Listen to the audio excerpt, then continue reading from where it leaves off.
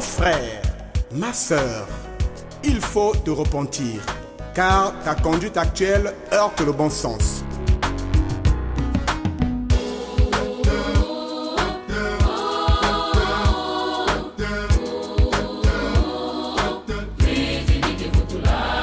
Mon frère, ma sœur, tu commets le péché tous les jours, mais tu déclares n'en avoir aucun. En plus, tu te vantes d'être élu. Mais comment? Dans l'adultère, le vol, la sorcellerie. Détrompe-toi, mon frère. Bonjour à vous tous qui êtes branchés sur la radio-télévision Kimbanguiste. Définie comme étant la parole de Dieu révélée et inscrite, la Bible est constituée de deux parties principales, à savoir l'histoire dite des enfants d'Israël, que nous lisons à travers ce que nous appelons l'Ancien Testament, et la vie, les enseignements de Jésus-Christ et les témoignages sur ce personnage divin que nous appelons sous le nom du Nouveau Testament. En usage dans le christianisme, ce livre a engagé toute la doctrine chrétienne en procès. Pourquoi? Quelque part, on dit que la Bible que nous utilisons aujourd'hui serait un plagiat et qu'il y avait des paroles sacrées quelque part. Le deuxième procès va porter sur le kimonguisme, qui est une doctrine particulière dans le christianisme. Le procès dit ceci: est-ce que l'église kimonguiste, étant d'origine africaine, devrait-elle exploiter la Bible? Est-ce que les kimonguistes devraient-ils lire la Bible? Voilà autant de questions qui vont constituer la problématique de cette émission. Je voudrais donc vous dire que j'ai reçu sur ce plateau 3 jeunes kimonguistes qui vont nous édifier sur ces questions, lesquelles, en dehors des questions principales que je viens de présenter, il faut qu'ils nous disent clairement c'est quoi réellement la Bible, à quel moment ces paroles ont été révélées, que s'est-il passé de la révélation, de la transcription, de la traduction et autres. Et aujourd'hui, quelle est la place du kimonguisme dans cette Bible-là? Je sais que c'est vaste, mais on essaiera de vous fixer sur quelques points. Voilà donc, mesdames et messieurs, ce à quoi nous aurons droit tout au long des 45-50 minutes à passer avec vous. Alors, bienvenue à tous. Mesdames et messieurs, bonjour. Oui, bonjour. Je suis donc en face de 3 jeunes kimonguistes. Je vais donc passer par la présentation. Et messieurs, essayez de prendre le micro, de dire ce que vous êtes en peu de mots, que comme ça le public sache qui êtes-vous réellement. Merci Papa Boni, je suis Papa Benastev Ngalou, je suis membre de la RATETI au niveau de, enfin en République du Congo. Au niveau paroissial, je suis diacre et je crois que ça va pour l'identité. Il y a une fonction que vous voulez escamoter, cacher. Vous êtes directeur, dites directeur de quoi à la RATETI? Je suis directeur des informations au niveau de la RATETI au Congo-Brazzaville. Le suivant. Bien, merci monsieur le journaliste. Je suis Papa Arnold Jessokeli, membre de la RATETI. J'aime me présenter comme simple observateur chrétien kimonguiste. Très bien. Alors, nous avons en face de nous... C'est Papa David Mankandi Byongé et je suis chrétien kimonguiste. J'évolue à la paroisse de Montreuil en France. Je fais partie de la presse et à côté, je suis auteur du livre Les Kimbanguistes à la lumière des Écritures saintes. Je crois que c'est suffisant. Merci. Bien, merci beaucoup. Le décor est planté. Je rappelle l'équipe technique, il y a Papa Brel Makozo derrière la caméra. Il est assisté d'un jeune certainement en formation, Papa Akiana Nishi. La réalisation est assurée par Papa Aurélien Hello. La coordination par Papa Richard Claver-Mbon. Devant ce micro, c'est Papa Boni que vous connaissez naturellement dans le cadre de l'animation de l'émission Le Bon Sens. Alors, mes frères, il y a, je peux dire, un triple procès. Je présente la situation comme je l'ai dit. Le christianisme est en procès parce qu'on dit que la Bible que nous utilisons en tant que chrétiens est un plagiat. C'est-à-dire que ces paroles-là ont une origine, mais qu'on a escamotée pour présenter comme étant le fruit de l'Occident. Ça, c'est un problème, le premier. Le deuxième problème, c'est que, quelque part, on nous dit que les kimonguistes ne devaient pas lire la Bible. Parce que ce n'est pas leur affaire. Ça, c'est le premier procès organisé contre le kimonguisme. Il y a un deuxième procès, c'est qu'on dit, les chrétiens disent que le kimonguisme ne se retrouve pas dans la Bible. En fait, le kimonguisme n'a pas sa place dans la Bible. Voilà autour de quoi on va débattre. Alors, je vous pose une question à chaud. Est-ce que... bon, d'abord, c'est quoi la Bible? Voilà, commençons par définir ce que c'est que la Bible. Chacun va dire ce qu'il sait. Bien, merci, une fois de plus. Bonjour à ceux qui nous suivent à cette heure-ci. La question, c'est quoi la Bible? On ne va pas d'abord commencer à aborder ça comme ça. Parce que si on veut aborder dans le sens, on va donner une petite définition. Oui. La Bible est avant tout un livre. D'abord un livre. Et étant un livre, c'est un ensemble de livres, un regroupement de livres. Maintenant, pour répondre réellement sur la quintessence du mot Bible, ou de ce à quoi elle se rapporte, il faut se baser sur les origines des livres qui constituent ce livre. Alors, l'origine, le problème doit se poser sur les origines du contenu de la Bible. Si nous orientons dans ce sens, nous comprendrons mieux la problématique. Aujourd'hui, on nous taxe, nous kimbanguistes, de ne pas utiliser la Bible, semble-t-il, parce que la Bible, n'est pas notre livre, pure africaine bien sûr, géographiquement parlant, et que la Bible, non seulement, également nous ne nous retrouvons pas à l'intérieur. Nous, on est étonnés. La première des choses qu'il faut se poser la question, mais la bibliothèque d'Alexandrie se trouve où en Europe? Se trouvait où en Europe ou en Afrique? L'humanité est née où? En Europe ou en Afrique? La Bible est bel et bien un plagiat, mais plagiat de quoi? Quand nous fouillons dans l'histoire, la première version de la Bible est en Égypte, la Symptote. On pourra bien décortiquer comment ça s'est constitué. Mais avant que ça soit d'abord une première version, mais il y a eu des paroles. Et quand on se base sur les hiéroglyphes, on parle de Nedu-Netcher. Netcher est au singulier, les paroles de Dieu si on traduit. Et le concept de Dieu unique par-delà, on parle de Oua. Donc si on nous dit plagiat, la Bible que nous utilisons n'est autre que notre héritage en tant qu'Africains. Église kimbanguiste et religion africaine n'est autre qu'en train d'utiliser l'héritage de ses ancêtres. Alors aux chrétiens qui nous taxent de cela, eux ils ne savent même pas que cette Bible-là, l'histoire contenue dans ce livre-là est nôtre, que le colon nous a ramené. Parce qu'on pourra avec le temps développer comment est-ce que cela s'est produit, comment est-ce que quelque chose qui nous appartient ne revienne encore par des colons. Là, je laisse aux autres ou prochainement on va développer. Papa Byongue déjà s'est chauffé. Vous avez touché à une partie de l'autre question parce que vous avez répondu en fait à deux questions.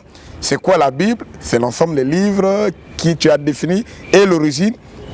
Et quelque part, tu as ajouté un élément très important pour dire qu'en fait, plagiat, oui, mais si les kimonguistes l'utilisent, c'est parce que c'est leur propre héritage. Alors, Papa Byongue, qu'est-ce que vous voulez ajouter?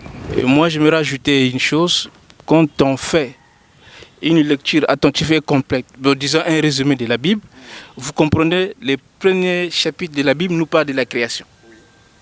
Et vous savez que à l'état actuel des choses, les connaissances que nous tous on devrait se rendre compte, et l'humanité vient de l'Afrique. L'Africain, c'est la matrice de toutes les civilisations. Et étant donné que la Bible commence à parler des origines de la création, et la Bible, au fait, nous renvoie à l'Afrique, dans l'Afrique plutôt. Maintenant, la Bible parle la suite de la chute de l'homme. La Bible parle un peu plus loin de l'œuvre de la rédemption, mais la finalité, c'est l'œuvre de la restauration. La restauration qui nous renvoie encore en Afrique.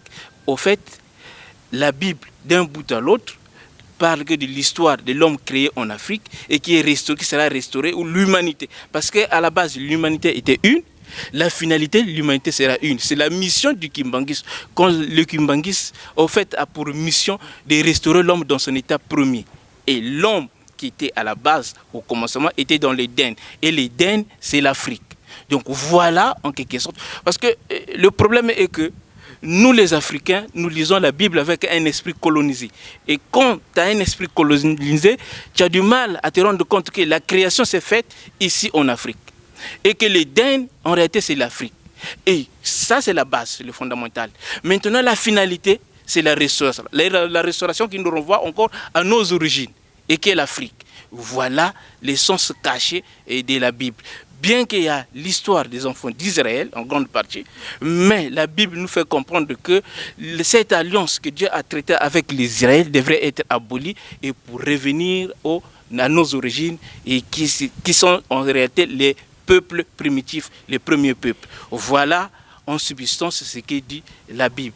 La Bible parle de la création, de la chute de l'homme, l'œuvre de la rédemption. La finalité, c'est la restauration qui nous renvoie encore à nos origines. Et on ira un peu plus loin pour parler du kimbanguisme et de la place du kimbanguisme dans la Bible.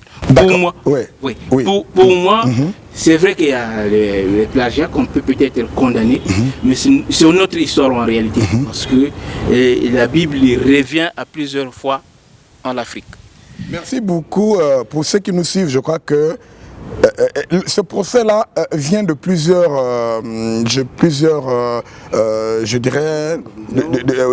obédiences, de plusieurs croyances. Nous avons un procès engagé par les églises traditionnellement africaines. Je cite nos frères Ngunzis ou Ngunza. Il y a des Louvouamo, et puis quand vous vous étendez un peu vers l'Afrique, là-bas, il y a des frères Kémites qui disent que la Bible étant un plagiat ne devrait pas être lue par les Africains. Ça, c'est le procès qui est engagé contre le christianisme.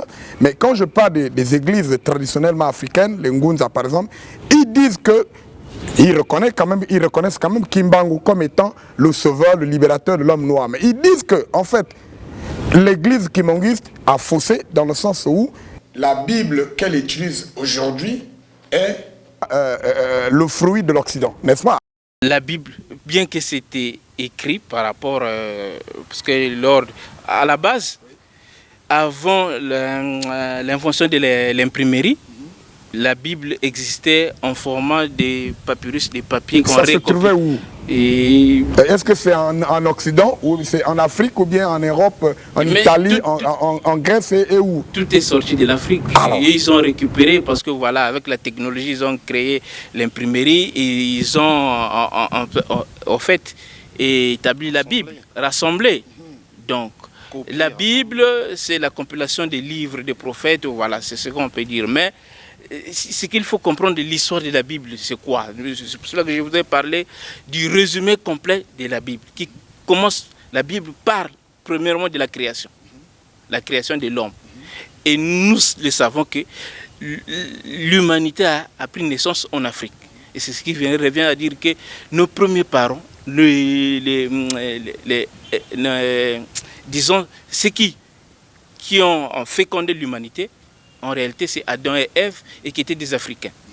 Donc, voilà.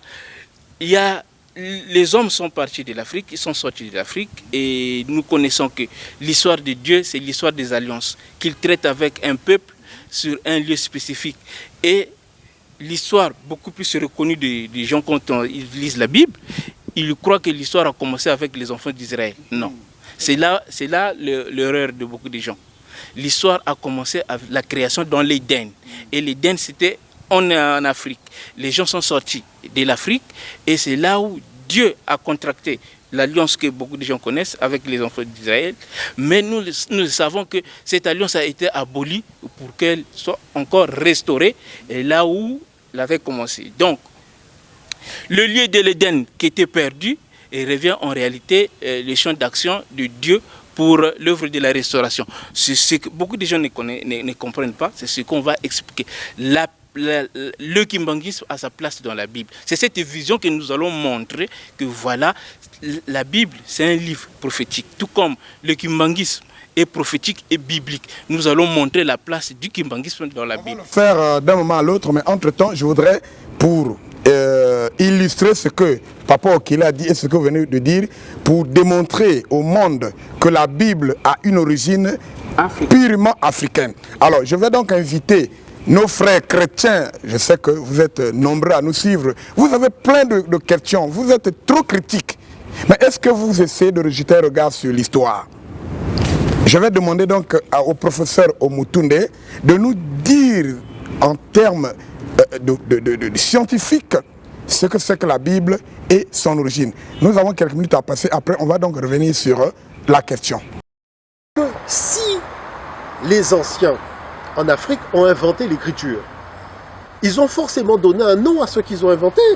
Parce qu'on s'aperçoit que, par exemple, l'Europe, qui n'a pas inventé l'écriture, puisque l'écriture procède des Cananéens, de l'aveu même des historiens européens qui font autorité, je veux parler d'Hérodote ou de Dior de Sicile ou d'autres, ils disent que ce sont des Cananéens, qu'ils appellent des Phéniciens, qui avaient apporté l'écriture à des Noirs qui vivaient en Europe avant l'arrivée des Indo-Européens. Et les Indo-Européens envahisseurs sont arrivés au moment où il y avait cet échange d'informations. C'est pour ça qu'ils disent qu'ils ont appris cette technicité auprès des Pélages. Les Pélages qui étaient déjà là. Et même l'écriture latine n'est pas une invention de la gestation intellectuelle des Indo-Européens. Parce qu'il y avait un peuple qui était déjà là, un peuple négro-africain qu'on appelait les Étrusques. Voyez. Et moi, je veux bien qu'on discute. Mais le problème, c'est qu'on a quand même analysé l'ADN des sépultures des Étrusques, et on a bien vu que cet ADN ne correspondait pas à l'ADN indo-européen. Donc, je dirais là-dessus, il n'y a même pas matière à discussion. Bon. Donc, s'ils ont inventé l'écriture, il y avait un nom pour l'écriture. Hein, puisque dans les textes grecs, il n'y a pas de nom pour l'écriture. On dit la technicité des Cananéens, des Phéniciens. C'est-à-dire, c'est l'apport de la Phénicie. Voilà. Il n'y a pas de mot puisque ce n'est pas une invention faite par les Indo-Européens. Mais l'écriture étant une invention faite par les Africains, ils ont appelé cette invention Medu Necher. Alors, Medu, Med en égyptien ancien, hein, ça veut dire la parole. Medu, c'est le pluriel. Le ou représente le pluriel, donc ça veut dire les paroles. Mais Necher n'est pas au pluriel, c'est bien au singulier. On n'a pas dit Necheru, on a dit Necher. Et Necher, ça veut dire Dieu. Donc, les paroles de Dieu.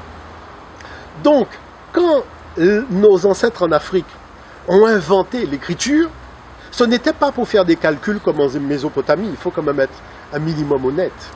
Parce que si on dit que ce qui a poussé à l'invention d'un support, d'un système de fixation de la parole sur un support en Mésopotamie, ce n'était pas pour parler de Dieu, c'était pour faire des calculs, puisqu'on parle de calculi. Mais en Afrique, c'était pour témoigner de l'existence de Dieu. C'est pour ça que tous les historiens de l'Antiquité disent que c'est l'Afrique qui a la première initié l'humanité à la connaissance de Dieu. Et on l'a par le nom de l'écriture.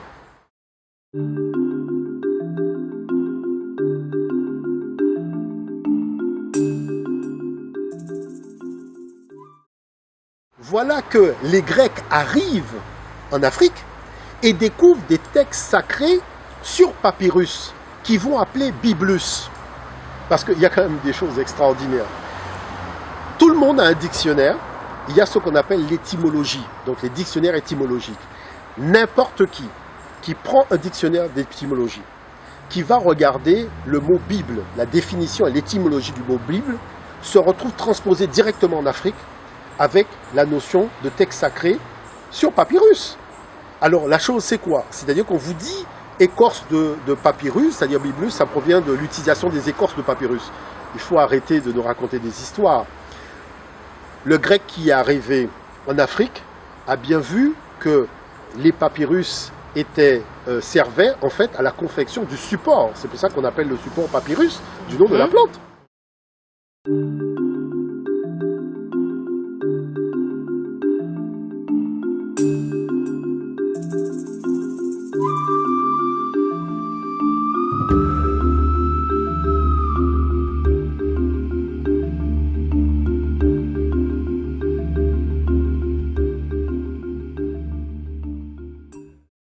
Donc, la question c'est, est-ce que l'ancêtre africain s'est trompé en définissant l'écriture comme une parole? Non, il a raison.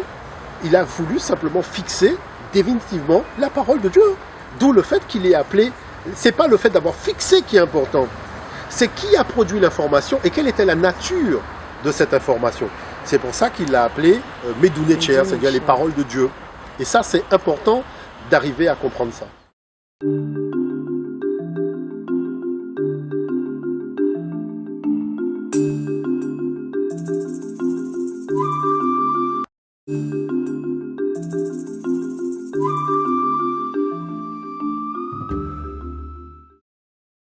prend par exemple le dossier spécial du monde des religions sur la thématique qui a écrit la Bible, tout le dossier vous dit que la notion de vie éternelle, c'est ça le paradoxe.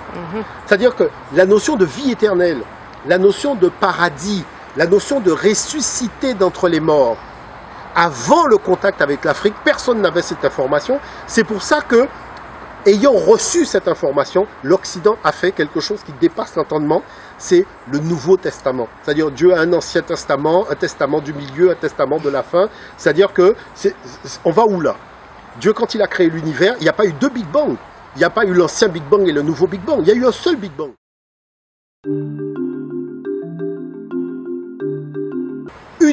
Une chose qui est extraordinaire, c'est-à-dire un Occident qui n'a jamais généré quelque écriture que ce soit de toute son histoire. C'est-à-dire c'est celui qui a été dans l'oralité. Vous voyez une chose qui est extraordinaire, qui a reçu l'écriture de la part de l'Afrique. Et ses propres historiens reconnaissent que l'écriture est venue de l'Afrique. C'est celui-là qui vient nous raconter des histoires. Oui, Papa Okeli, je crois qu'on vient de suivre par rapport à ce que vous avez dit, pour dire que vous ne montez pas, vous n'inventez pas. Ce sont des faits historiques incontestables. On venait de suivre le professeur Omutunde. C'est un historien, c'est un égyptologue, je crois qu'avec plein de choses. Il a décrit l'origine de la Bible, qui est constituée des paroles dites et des paroles sacrées, mais des paroles sacrées que Dieu avait révélées et ça se trouvait en Afrique. Il a dit, je crois que les gens l'ont suivi, ce ne sont pas les Kimongis qui l'ont inventé. Alors, vous avez un petit commentaire ou un élément d'ajout? Sur ce que M. Motonde venait de dire, je ne vais pas rebondir sans commentaire.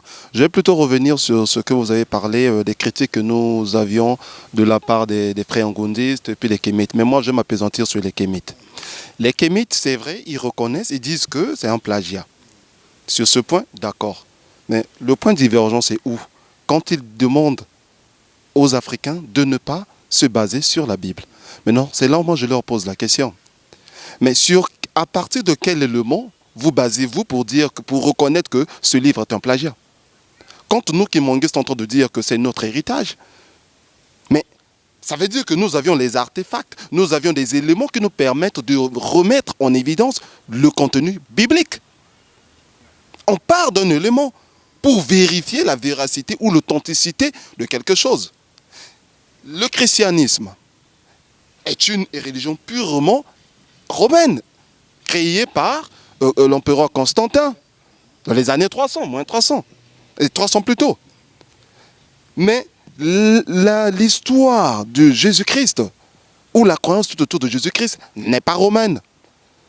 La Bible, la tradition œcuménique biblique, Tob, au niveau de la préface, ils ont bien écrit. C'était des copies. Parce qu'à l'origine, la Bible n'a pas été écrite en hébreu ni en grec. Parce que les Égyptiens, si on peut se permettre de poser ces questions, ou de se le dire, ne parlaient pas hébreu.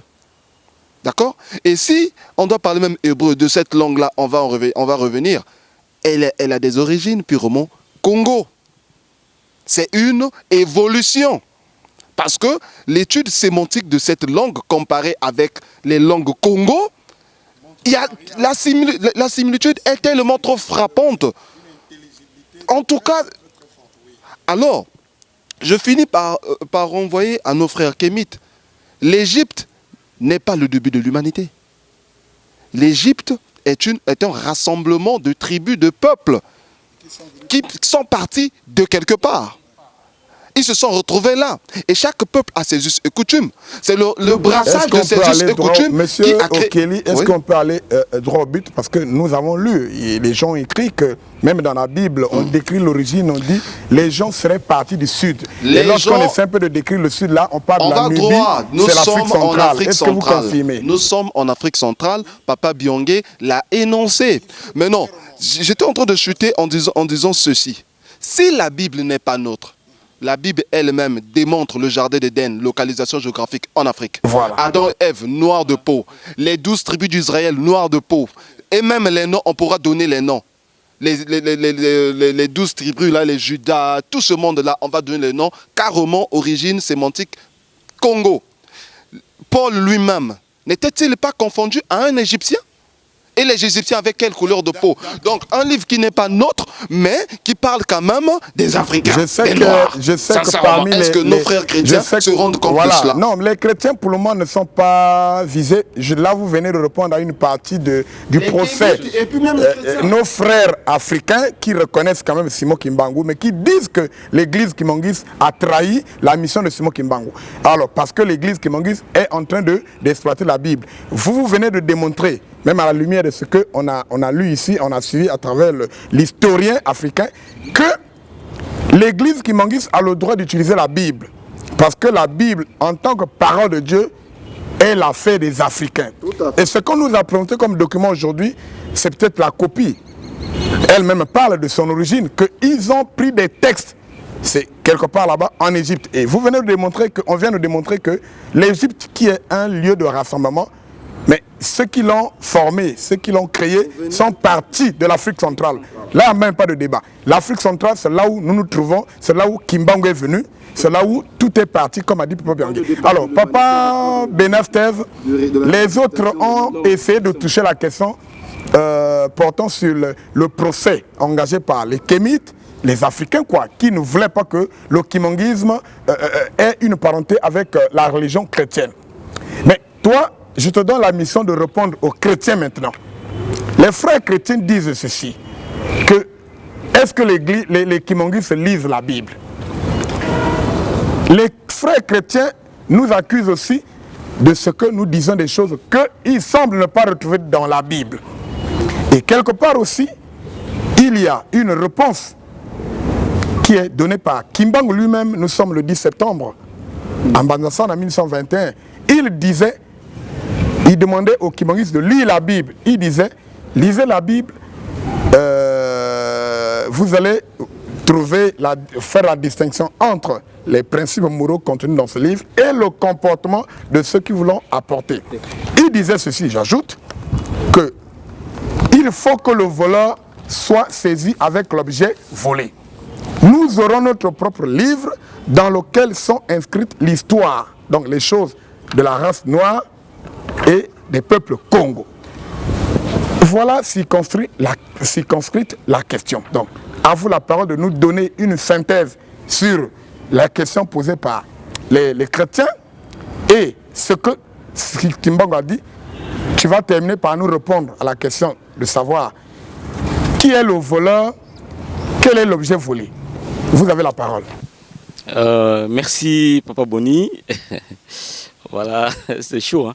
Alors, j'aurais pu commencer par la question c'est quoi la Bible, mais les autres ont tellement épilogué sur ça que bon, je ne vois pas l'importance de revenir encore sur ça. Mais j'aurais pu quand même épingler quelque chose pour dire que la Bible, en un mot, on pourrait dire que c'est la parole de Dieu. En fait, c'est la parole de Dieu transcrite et mise dans un livre.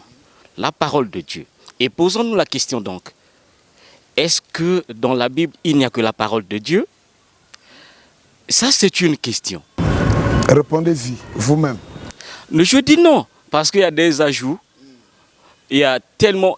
De toutes les façons, comme a dit Papa Okeli et Papa Biangé ici, la Bible est africaine. C'est une histoire africaine qui s'est déroulée, enfin, donc fait état d'une histoire, donc des faits qui se sont produits en Afrique avec des acteurs africains, avec des noms africains, donc trafiqués, changés, modifiés. Biaisé. Et à ce moment-là, il se pose donc la question de la sacralité même de la Bible. Est-ce que ça mérite d'être considéré comme un livre sacré? Ça, c'est un problème. On peut avoir une preuve de ce que, en dehors des paroles sacrées révélées, il y a eu un ajout humain. Je prends juste un élément. Oui, allez-y. Quand vous prenez, je crois que c'est Daniel 9, verset 26, si je ne me trompe pas.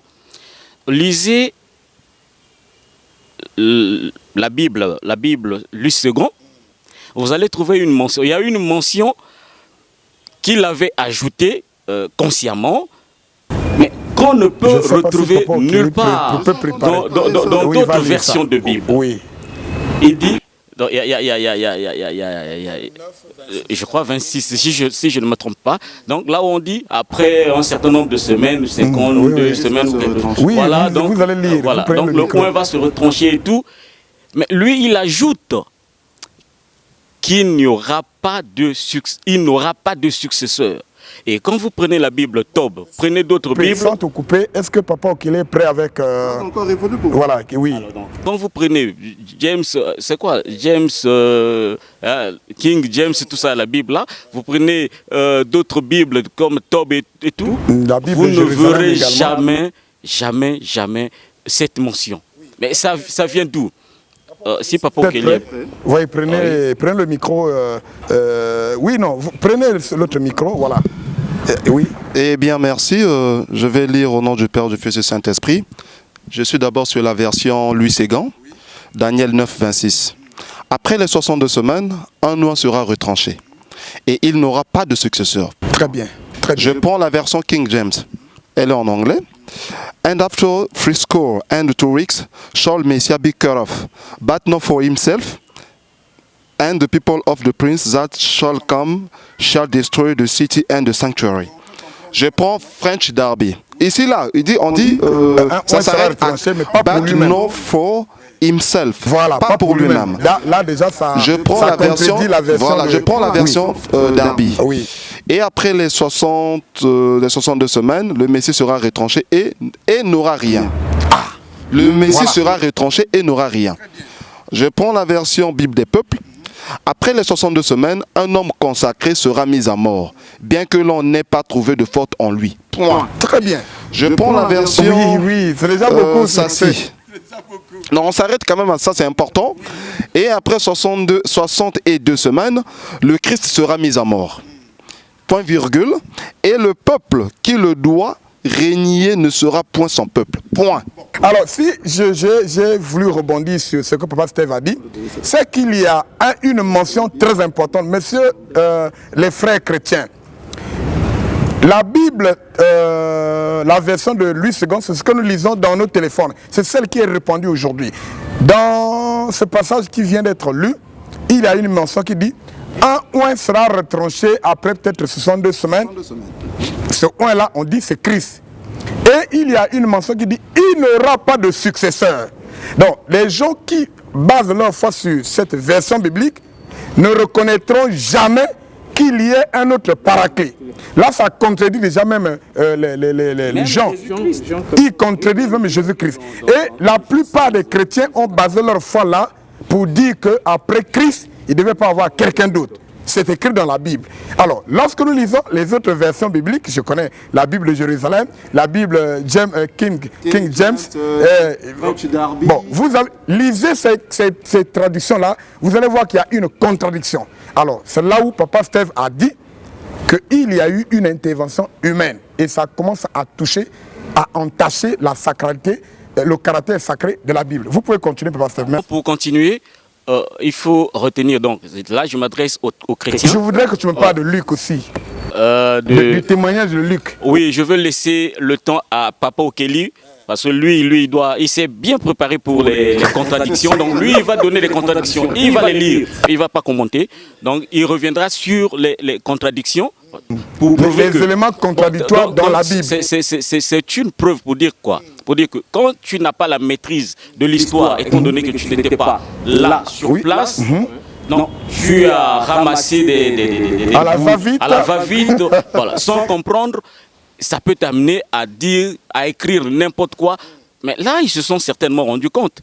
Bon, je dis, ils se sont certainement rendus compte. Je ne développe pas, j'en sais quelque chose. Bon.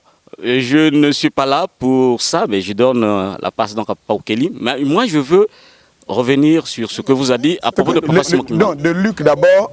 Comment a-t-il écrit ce livre-là? Qu'est-ce qu'il a dit? Oui, mais Luc, à l'introduction, Luc dit ceci. Lorsque, le vent, hein, il y a eu comme un vent qui a amené les gens à écrire sur ce qui s'était déroulé en Israël, à propos de Jésus et tout, lui aussi, il a pris goût. Il a mené des recherches et il a écrit tout ce qu'il a écrit l'évangile que nous de lisons, Luc. l'évangile de Luc. Voilà, donc a pour base des recherches.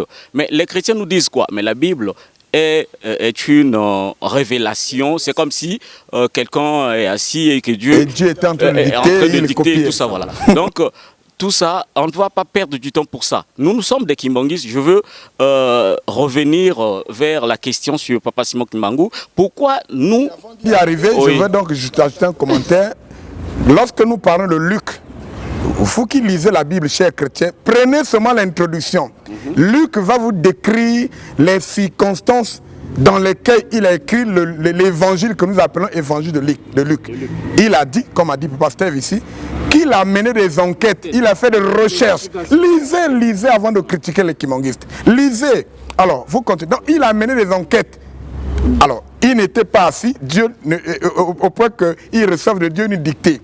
Voilà pourquoi, bon, je ne veux pas développer. Continuez maintenant sur ce que Kimbangu a dit. Voilà. Donc, Qui donne droit aux kimongistes de lire quand même la Bible. donc là, je me situe dans l'accusation envers les Kimbangis quand les gens disent que les Kimbangis n'ont pas le droit de lire la Bible. Tout comme les chrétiens aussi qui nous disent, même vous ne vous retrouvez pas dans la Bible. Ce que dit Kimbangu n'est pas d'ailleurs son nom. Ne se retrouve pas dans la Bible toute, la Bible. Bon, ce procès-là, c'est nous qui sommes un peu accusés, acculés de partout. Mais je voulais dire ceci. Comme Papa Okeli l'a dit, la Bible est nôtre. L'histoire est nôtre. Sur ce point, nous avons donc le droit de lire. Mais ce que je vais ajouter, c'est quoi? Nous sommes des Kimbanguistes. Donc nous recevons tout de Papa Simon Kimbangu. Qu'est-ce qu'il nous a dit avant d'aller en prison? Il dit, moi je ne vous laisse rien d'autre que la Bible. Lisez-la attentivement.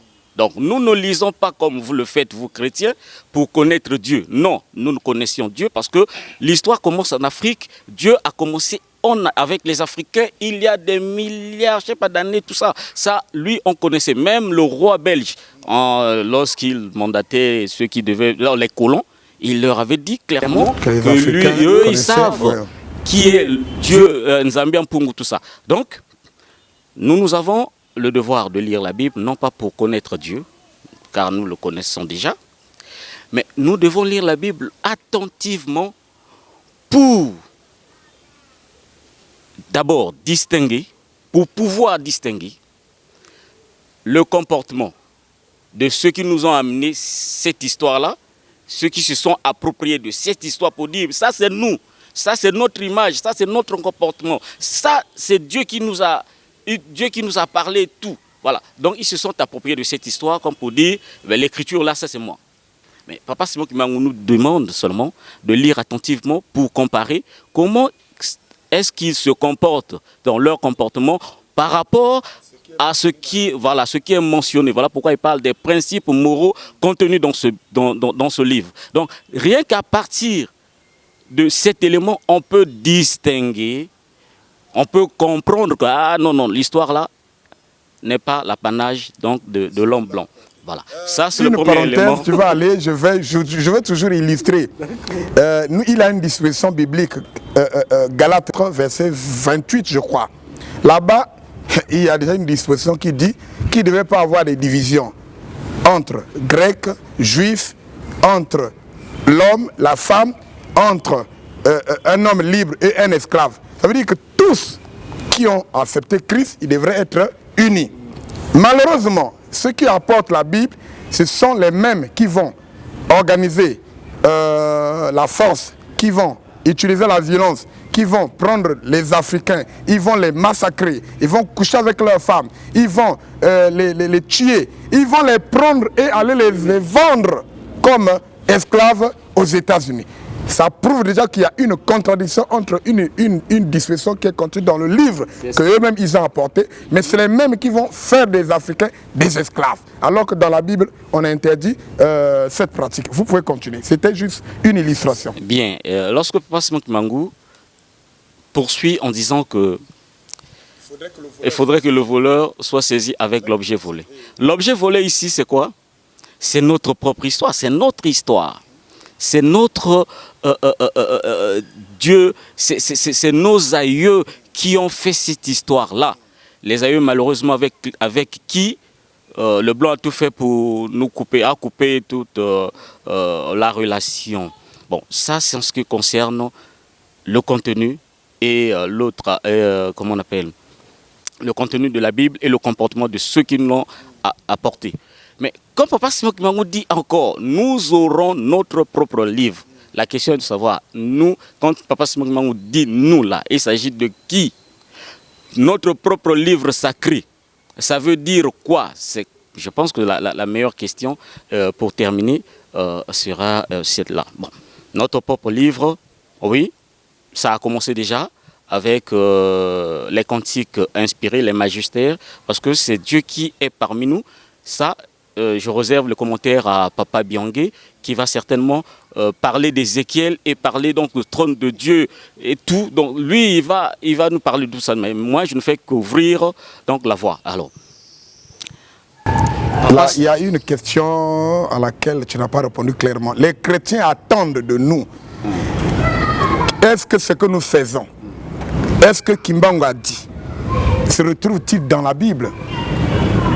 Est-ce qu'il était prévu qu'il y ait une nouvelle révélation? Quel rapport y a-t-il entre eux? Le premier, je crois, c'est dans le livre d'Apocalypse, je crois que c'est au chapitre 10, verset 11, ou l'inverse.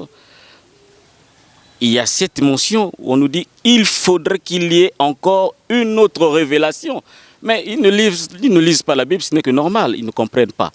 Voilà, donc il y aura toujours la révélation. Donc pour chuter, je vais dire que notre propre livre, oui, ça a déjà commencé, ça va être écrit. Donc ça a commencé, les paroles sont là, viendra donc le temps pour compiler. Donc ça a commencé déjà avec les cantiques inspirés qui apportent la lumière sur la Bible, étant donné qu'elle a été escamotée, biaisée. Donc, les propos tenus par les modifications apportées par le blanc sont éclairés par nos cantiques. Et nos cantiques sont basés également sur la révélation, donc ce qui doit venir. Et c'est comme ça que nous comprenons facilement lorsque les chrétiens nous parlent, par exemple, du retour du Christ qui viendra sur les nuées. Nous leur disons non, ça c'est vraiment à la fin. Mais Christ devrait d'abord revenir pour continuer l'œuvre, parce que nous sommes dans le processus de la restauration de l'homme. Et la restauration doit se passer là où le péché a été commis. Donc tout ça, donc pour finir, donc je voulais dire ceci. C'est juste quelques, voilà. Ah oui. Donc je disais que pour finir, nous avons commencé. D'un côté, il y a les magistères, donc les paroles prononcées par Dieu. Là, il n'y a pas d'intervention humaine. Il y a les cantiques inspirés Kimbanguistes ou Kimbanguistes inspirés. Là aussi, personne ne peut ni retrancher ni ajouter comme l'a fait Louis II. Et avec le temps, quand lui-même va donner le top, c'est sûr que ce livre va être écrit. Merci. Papa Okeli, je ne sais pas si vous avez un autre commentaire. Sinon, on vous a déjà prêté la question de nous dire... Sur les contradictions. Est-ce que dans la Bible, parce que lorsqu'on fait ce procès-là, les gens se servent d'un certain nombre de passages dites contradictoires. Est-ce que tu peux le prouver? Merci avant beaucoup, de parler Papa de la Bonnet. révélation de Papa Simon Kimbangu. Motion de procédure. Je demande que nous ayons un thème, un numéro spécial, l'origine africaine de la Bible. Là, on va démontrer en long et en large que ce livre est notre héritage. Ça, c'est un problème. Maintenant, pour la suite, pour les contradictions, pendant que je suis en train de parler, j'invite les téléspectateurs de voir sur la bande défilante les passages contradictoires. Pendant que nous parlons, ils peuvent lire.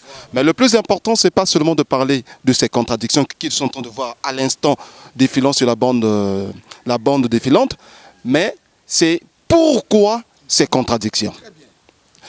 Les contradictions sont à la fois une preuve de la mainmise de l'homme, une preuve de le management de Dieu. Vous voyez, je m'explique. Quand on lit la Bible ou un livre codé, sans l'esprit, on n'y verra rien. Les hiéroglyphes, par exemple. Si vous n'avez pas le code, vous n'allez pas déchiffrer, vous verrez simplement des dessins. Vous n'allez rien comprendre. Vous voyez? Donc les contradictions qui sont là, si quelqu'un voit contradiction, c'est simple, il n'a pas l'esprit. L'esprit qui a amené à la rédaction de ce livre. Regardez encore, pour montrer que la Bible n'a pas que la parole de Dieu, mais il y a aussi des œuvres humaines. Prenons notre apôtre Jean. Il dit dans Jean 1,18, personne n'a vu Dieu, si ce n'est le Fils. Mais Jésus-Christ est qui? Donc vous voyez que Dieu, la dimension de Dieu est proportionnelle. Il y a une disposition, je crois, dans l'Ancien Testament qui dit, on va la présenter sur l'écran, que Moïse avait vu Dieu face à face. Ben voilà. Et puis, toujours dans Genèse, on montrait bien que Dieu avait dit à Moïse, tu ne peux pas me voir, tu ne peux pas supporter mon visage, je vais passer, tu me regarderas de dos. Moïse a vu Dieu de dos. Mais quelque part aussi, on dit Moïse a vu Dieu face à face. Donc, vous voyez que ce que je voulais dire, Dieu se manifeste à chacun de nous par rapport à la dimension de ses connaissances, de son environnement.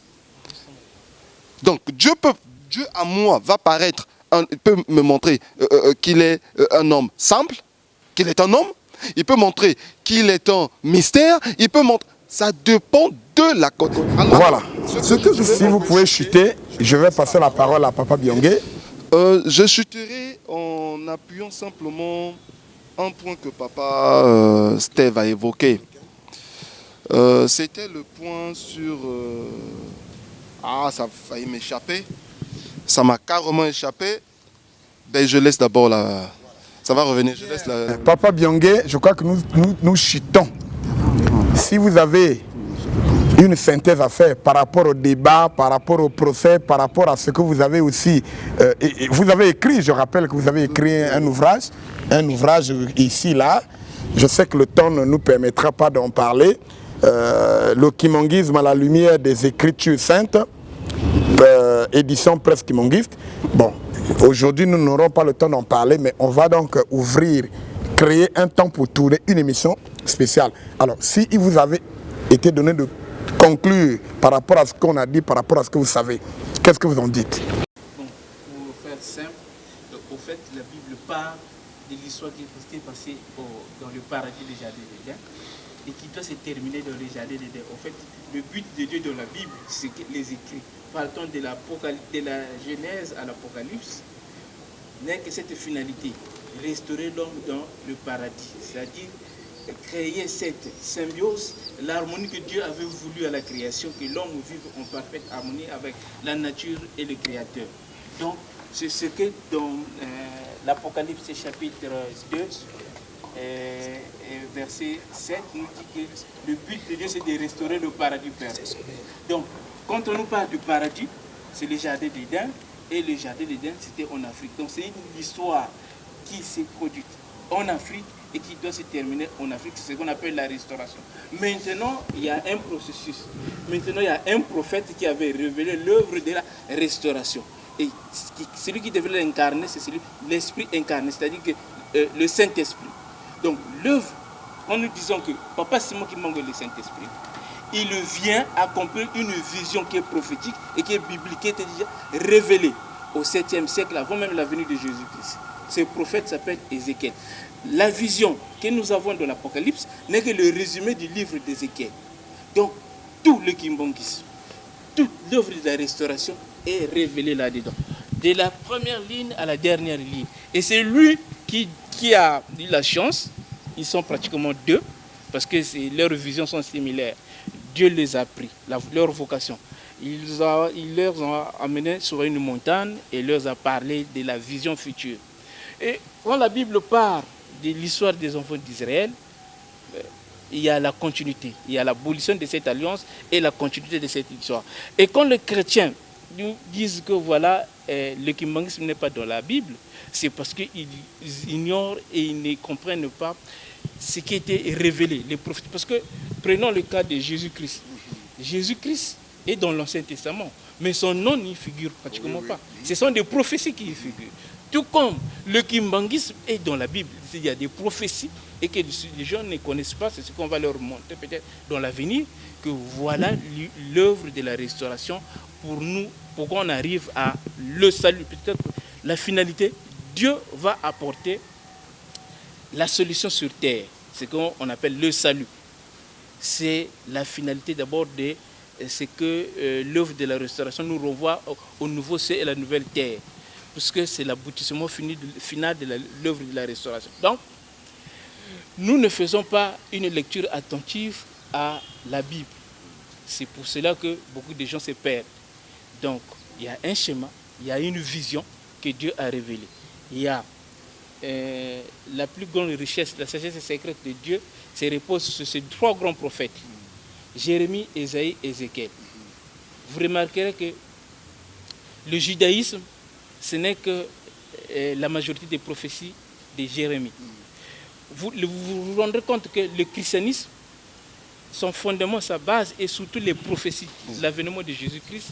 C'est lui qui en donne beaucoup plus la quintessence, parce que bien que d'autres prophètes ont parlé du Fils de Dieu, mais Ésaïe donne la totalité de ses sacrifices, de ce qu'il devrait accomplir, de sa passion, sa naissance, tout est donné. Et le prophète Ézéchiel, c'est lui qui cache le mystère de l'abolition de l'alliance de Dieu avec les Israéliens et la continuité. Plus précisément, la restauration du paradis. C'est un processus.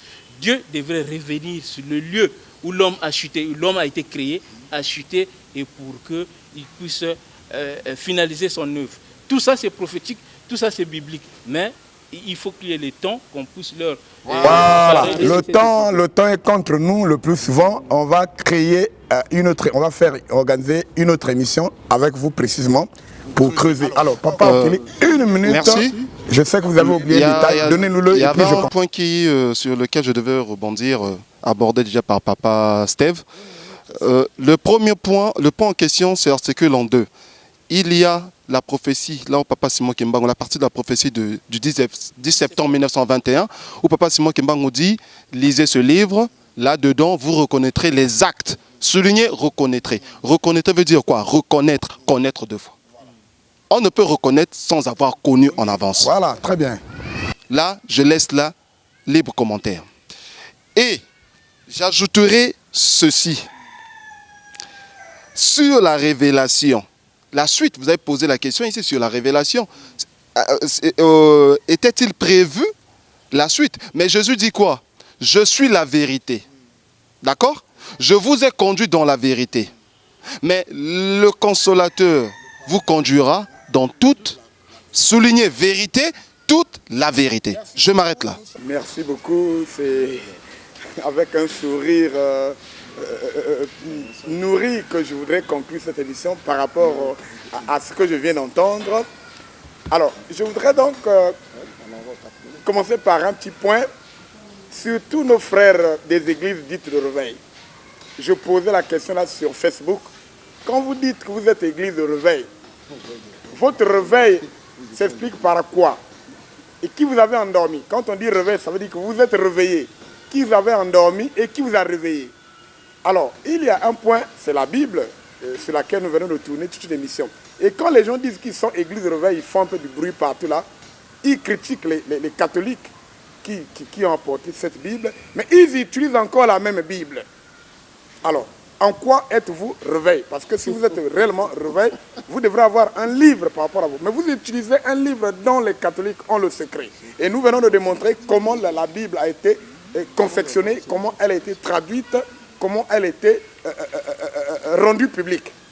Je posais aussi une question de savoir, la Bible étant une parole de Dieu, à quel moment Dieu avait révélé ces paroles-là? Quels sont les premiers peuples à avoir reçu de Dieu ces paroles? Et de ces moments-là jusqu'à ce que la Bible ait été traduite en combien de langues, en combien d'années pour que nous ayons le contenu que nous lisons aujourd'hui. Donc quand vous mettez sous les aisselles, vous mettez sous la poitrine pour dire nous connaissons la parole de Dieu, vous critiquez les Kimonguistes qui, selon vous, ne connaissent pas Dieu, mais nous moquons de vous lorsque vous vous moquez de nous. Alors, nous venons de voir ici que la Bible, à l'origine, Biblos, comme a dit le professeur Mutunde, c'est un ensemble de livres et qui a pour origine l'Afrique, que nous avons appelé sous le nom de l'Égypte, ainsi de suite. Alors, à l'époque, il y avait ce qu'on appelait sur les papyrus des paroles sacrées qui avaient le nom de Medu Neter, ça veut dire les paroles de Dieu.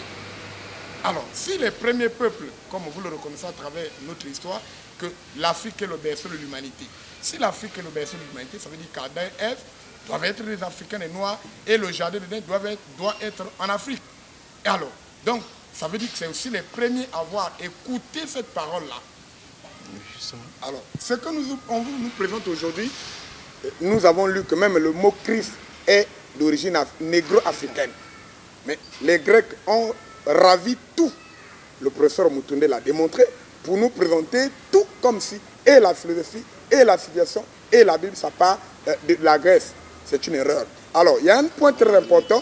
Quand vous mettez, je répète, la Bible sous les aisselles et sur la poitrine pour critiquer les Kimonguistes qui ont une révélation particulière, mais on a vu quelque part que dans la Bible, il y a des passages qui ont défilé sur notre écran qui attestent que vraiment la copie a été faite à la va-vite au point qu'il y a eu des contradictions dans la même Bible. Ça, ce n'est pas nous qui le disons, c'est démontré. Et on a aussi démontré que les faits, les événements et les acteurs ont eu pour champ l'Afrique. Mais malheureusement, lorsqu'on nous la présente, lorsqu'on présente cette histoire, c'est comme si l'histoire s'est déroulée ailleurs. Et voilà pourquoi l'archéologie est en train de clouer les biblistes qui ont parlé, par exemple, des enfants d'Israël qui seraient en séjour en Égypte, qui seraient sortis, qui auraient fait 40 ans dans le désert. Mais l'archéologie a fait une recherche de plus d'un siècle. Il ne trouve aucune trace de ce qu'il y avait une marche longue de 40 ans. Ce sont des preuves scientifiques qui rejoignent le kimonguisme. Merci beaucoup. C'est avec un grand plaisir que je me fais à cette émission. Je vous fixe le rendez-vous. À la prochaine fois, on va donc faire venir sur le plateau Papa Byongé qui va nous situer la place du kimonguisme dans la Bible. Alors, si vous avez suivi cette émission, je vous rappelle l'équipe technique. Papa Brel Makozo, assisté de Papa Nishi Akiana, ils étaient tous derrière la caméra. La réalisation était l'œuvre de Papa Elo Aurélien, la coordination assurée par Papa Richard Ambon Claver. Je rappelle que j'ai reçu sur ce plateau Papa Benasteve, qui est un grand analyste dans le cadre de l'émission Le Bon Sens. Papa Okeli, aussi un grand observateur. En tout cas, il joue un grand rôle dans le cadre des recherches que nous faisons à l'émission Le Bon Sens. Et le nouvel invité, celui à qui nous allons donner encore la parole à la fin, c'est-à-dire à la prochaine émission, c'est Papa Byongé qui revient fraîchement de l'Europe. Précisément où, Papa? En France. En France, hein? Voilà, donc moi je suis Papa Boni. Je vous dis au revoir et à très bientôt. Merci.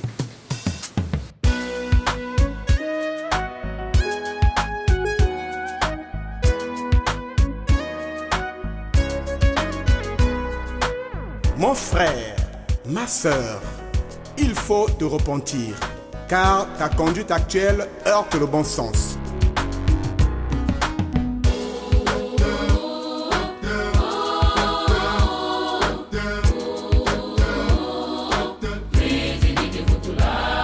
Mon frère, ma sœur, tu commets le péché tous les jours, mais tu déclares n'en avoir aucun. En plus, tu te vantes d'être élu.